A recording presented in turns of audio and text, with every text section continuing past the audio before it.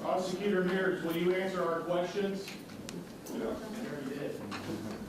Why did you move to revoke the bond when you filed the charges? Will you answer our questions? Will you answer our questions, Prosecutor Mears? Why didn't you move to revoke the bond when you filed charges? Do you feel like you could have done more?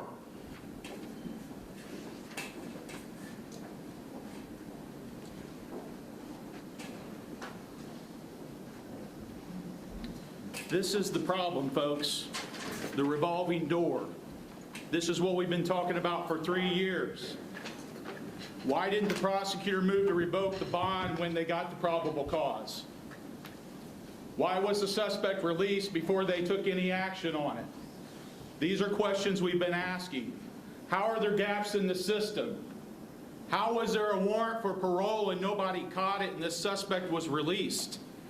These are all fair questions that every resident in Indianapolis deserves an answer to, let alone the 1,700 police officers that are risking their lives. This officer is fighting for his recovery, and there's questions of whether or not this could have been prevented. All we want is answers. We have submitted 4 basic questions to this prosecutor, and he has refused to answer them. You just saw again him walk away from answering those questions. We've called for the answers to those questions publicly in a press conference. We've sent a letter in writing of those questions, and we still have yet to get any answers from this prosecutor. The prosecutor said that they don't deal with bond. What's your response to that? They can immediately hold a hearing to make a motion to revoke the bond.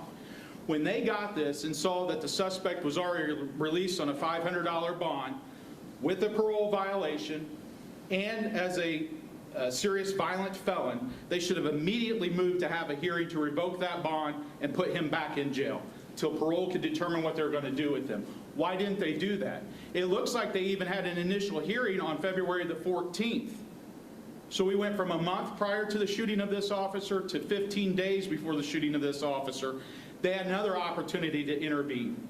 They had an initial hearing, no bond was revoked, and the suspect was not taken into custody. How does that happen? Here's the point.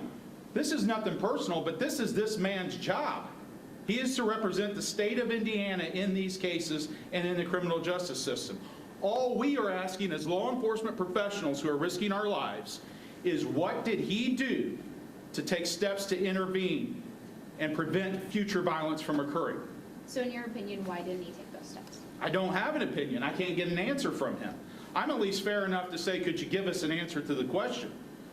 No, perhaps there's nothing he could have done, but he should be able to explain that and show that to us. The reason why we're calling upon him is because he is the prosecutor. I don't have a prosecutor B, a prosecutor number 2 to go to.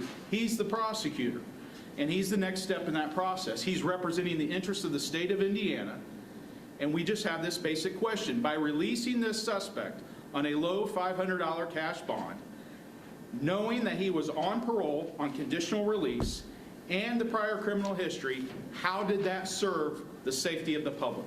How did that enhance public safety? So do you feel like this was a failure of the system, or do you just kind of, I mean, police work's unpredictable, so what's your take on that? No, this is 3 years of pointing to the fact that we have a revolving door of criminal justice, specifically within Marion County, where repeat violent offenders are getting low bonds or no bonds and being cycled back into our neighborhoods.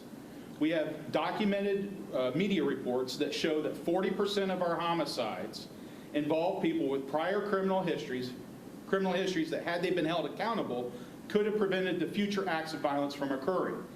In this case, it seems to be undisputed that we have a suspect who was arrested at the end of January 31st, as a serious violent felon and on conditional release being paroled, got arrested for 2 new felonies, one of which is deemed a violent felony by the Indiana State Supreme Court, which is resist fleeing in a motor vehicle, and was given an automatic $500 cash bond and cycled back into our neighborhoods.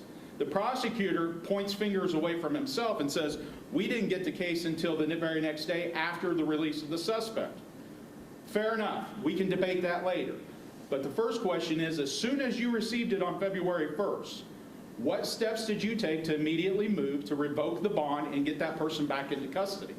We see no documentation of We that. only have this room until reserved for the last, we're already 5 minutes overdue, and this is not our place. We can move this to the hallway or outside. We're good right here. Any other questions? This is not a public space, unfortunately. This is the private space of the business. Appreciate that. You said we have 5 more minutes. Any other No, questions? We're 5 minutes overdue, bud. You can move it to the block. Any other questions? Questions and all of that stuff? We have sent those to the prosecutor directly, and he has refused to answer those questions. I'm not going to assist with that. That's okay. The prosecutor can respond to us, the 1,700 officers that are asking these questions. Thanks for coming out.